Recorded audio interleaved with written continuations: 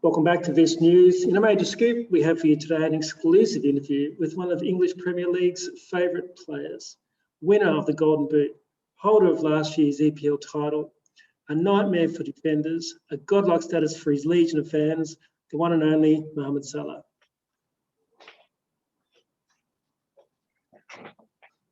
Welcome, Mohammed, and thank you very much for joining us. Are you okay to start? Yes, I'm ready to go. Your life, your success is well known. It's like a glossy highlight reel. Has it always been this case? No, far from it. I grew up actually in Greek, a very small town in Egypt, and just to train for my local club, Al Mukawwaloon, I actually used to travel 4 hours in cars and buses just to train. Then I used to go 4 hours to get home in the early morning, and yeah, يعني, it was actually very tough. Well, that does sound tough. But after that initial hardship, it must have been easy for you once you were signed on by the big European clubs? Actually, no. In my first tryouts, I was overlooked at the Mukawwaloon age group team. I was crushed, and even my whole spirit was crushed. Whoa, how did you get through that?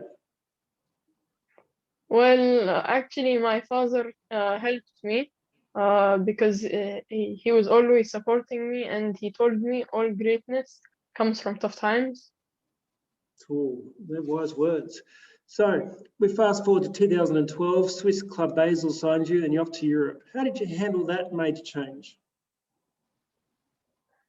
Well, life in or Switzerland was a big change. Everything was hard. It was so different. The food, the language, the culture. The biggest thing that always helped me in my career and my life is I always want to learn. If you want to succeed, you have to be willing to adapt and to learn. Wise words again. So then you get signed with Chelsea in England, another major change before you go to Italy, where another cultural change, we have to adapt and succeed. And then you get back to England to become the great player that we know today. What advice do you have, Mo, for young people? Well, it depends on your ambitions. If you're comfortable at home in your league, that's fine. If that's what you want. But if you want something else and something different, you have to be ready to sacrifice your own comforts. Like Netflix, YouTube, and social media? Well, yes, if you want to really succeed, you need to sacrifice and you need to make a lot of sacrifices. But for me specifically, nothing was going to come easy, and nothing good does come easy.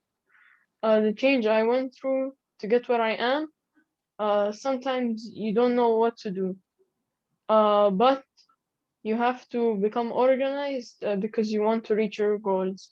Always organization. Great words from the great man. Thank you very much, Mo, for your time. Thank you. And adversity is hard, but if I can do it, so can you.